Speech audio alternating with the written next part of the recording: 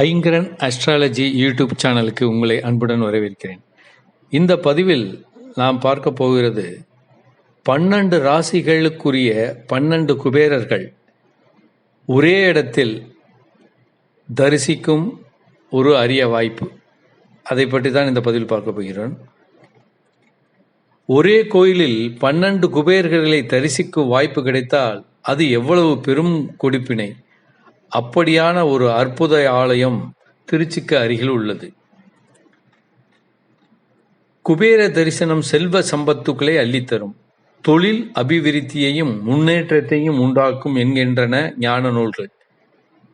எனில் திருச்சி சென்னை மார்க்கத்தில் திருச்சியிலிருந்து சுமார் 44 கிலோமீட்டர் தொலைவில் உள்ள ஊர் செட்டிக்குளம்.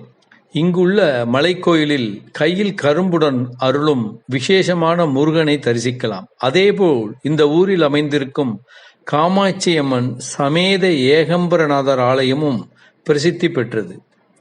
இங்குதான் ஒவ்வொரு ராசிக்கு ஒருவர் என 12 குபேரர்கள் அருள் பாலிக்கிறார்கள்.